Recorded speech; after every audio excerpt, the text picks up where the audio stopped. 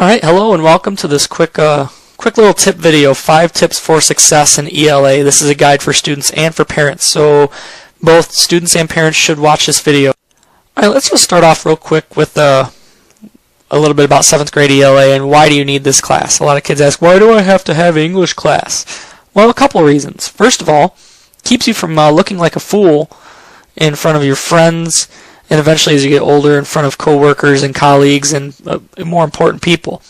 If you don't understand English, how to read and write, you're not going to have a lot of success. You're gonna look kind of silly out in the world. Secondly, you can get money, and we'll talk all year about how being a good English student and understanding how to read and write can actually make you more wealthy. And third, you really need these skills to have success. Whether it's success in the real world, college, anything you do, you need to understand how to read and write. So that's what we're going to be doing. So why do so many students struggle in 7th grade ELA? And I'm not trying to scare anybody, but this is a grade where especially boys, more than girls, but both genders tend to struggle a little bit more. 7th graders tend to be lazy. And this is a hard thing to overcome, because you have a lot going on, you have a lot more freedom in 7th and 8th grade, and you tend to take advantage of that. So you have to avoid laziness, and also our classes are shorter. You've been having probably 90 minutes a day of language arts instruction, and we're going to be cut it down to 54. So this is going to be a big change for you. So before we get to the 5 tips for success, let's just talk about success and how we can define it. Not everybody's going to get an A in this class. In fact, most students will not get an A in this class. Success for you needs to be defined for how much you improve your skills in reading and writing. For some of you, this may mean that you're going to get a B and you should be thrilled with that. For some of you, getting a B in this class is going to be not your best effort, not a measure of success.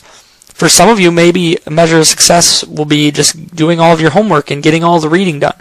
Success for every student is going to be different, so you and maybe a parent should decide how you can measure your success this year. Alright, so without really any further ado, let's get into the tips. So tip number 1 for success, you gotta be here. You've got to be in school every day on time. You need to be there. If you miss instruction for whatever reason, you're missing valuable time, because we do something valuable every day in class. We learn new skills very frequently. If not, we're practicing a skill we just learned, or we're mastering skills that we already have that we need to improve on. So you really do have to be in school every day. And now I know things are going to come up. You're going to get sick, you're going to have orthodontist appointments.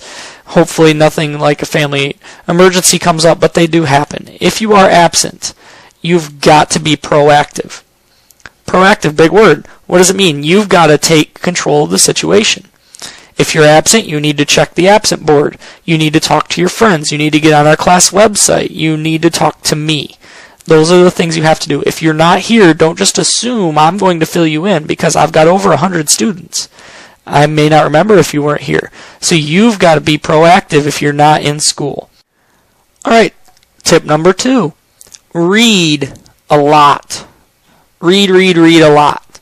And I'm going to tell you right now, the excuse I don't have time does not fly with me. I played sports in middle school and high school. I was involved in student council, National Honor Society. I had friends, all these different things. Not an excuse. You can make time for what you need to make time for. And I'm telling you right now, you're going to have to make time to read. You'll be required to read on your own throughout the school year. In fact, you can consider it your number 1 homework assignment is to read. Primarily reading books, but other things like newspapers, magazines are good reading. But you need to make time to read as often as you can. And it won't end well when you procrastinate on reading. Procrastinate, big word, means waiting until the very last minute. If you wait on your reading projects, which we'll learn about in a couple weeks, you're going to struggle on them. You're going to have to rush through them, and you're not going to do as well on them. So you have to read a lot. Sometimes it'll be things I assign to you. Other times it'll be things that you get to pick. But read. Alright, tip number 3 is use the resources that are available to you, and I'll kind of briefly show you a little bit about them in a second. I've got a lot of things out there to help you. I can send you the Remind 101 text messages, and there's a Remind app that you can download also. I will send these messages about once a week or maybe a little bit more often if we have big assignments coming up. Our class website is a huge resource. There are videos on our class website. There are answer keys to different assignments on our class website. And then communicate with me. You can send me text messages to my email. You can email me. You can talk to me in person. But communicate with me, and that'll actually be a big idea a little bit later on. But use what's available. A lot of the students I've had in the past don't really start using the resources till third trimester, and a lot of the parents don't realize that all these things are there. Don't be lazy. You gotta get up on it and just use what I have for you. So speaking of our class website, obviously you've already been here, but let me just help you to navigate it a little bit.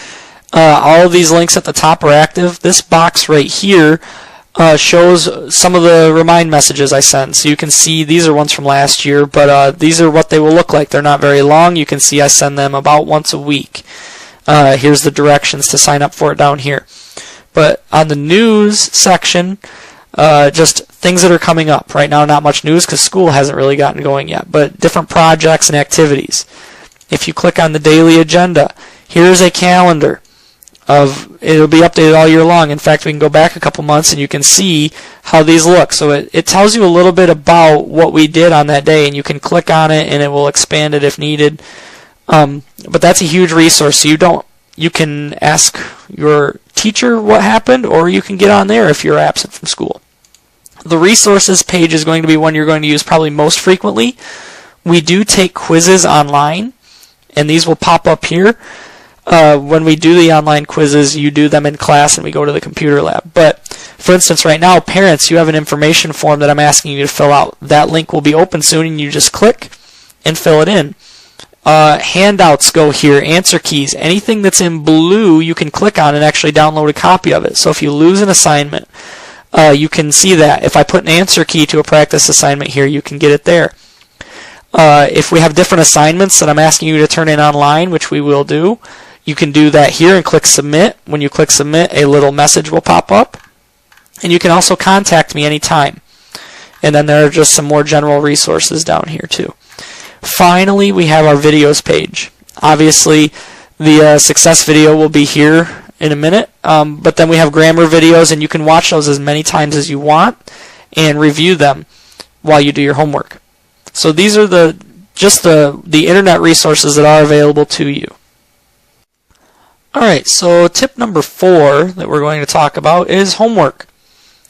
And you need to give maximum effort on your homework, and here's why. Even though it's only worth 10% of your grade, homework is an opportunity to make mistakes with low risk.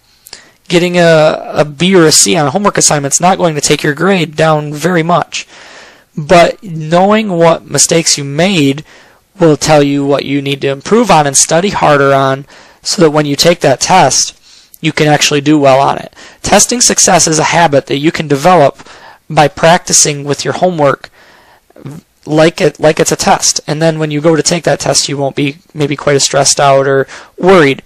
So you've got to do your homework, you've got to do it on time, and you've got to do it well or as best as you can so that you can see how to improve, so that when it comes time to take that test, you'll do well on it. And last but certainly not least is tip number 5, which we talked a little bit about earlier, is you know what? I won't bite. I'm a pretty nice guy, actually. So if you're struggling as a student or you are a concerned parent, you've got to let me know as soon as possible. I'm not going to be upset if you send me emails very frequently. You're not bothering me or annoying me. We need to have that communication between student, parent, and teacher in order for us all to have the type of success we want. So just talk to me if you need to. You can do this in person. You can call me in my classroom phone and I'll return that call. You can email me. I prefer this the most because I can get to them at home, at school, almost anywhere. You can send me text to my email and I will get those. You can send a note. Just communicate with me as much as possible. And not just the parent. The first communication with me from struggling for an issue we're having should really come from the student. And then if we can't take care of it, then a parent should be able to step in, especially for 7th graders. They need to develop that independence. So students, parents, talk to me if you are having concerns, issues, or you are struggling. Alright, students and parents, that's the end of the video. I just wanted to say thank you for spending your time and watching this. This is going to be a fantastic school year. We're going to have a lot of fun. We're going to learn a lot. We're going to improve as students and as young adults. I would like you at the end of this video to please just give me some feedback. Go to our class website on the resources page. On that page on the right side, fill out where it says tip video feedback and please click submit. So if you see right here on the resources page, tip video feedback, please just put your first, last name and email address and just describe which tip you liked best and why, and then click submit, and then that will just help me in the future. So thank you very much again, and I look forward to working with you during the school year.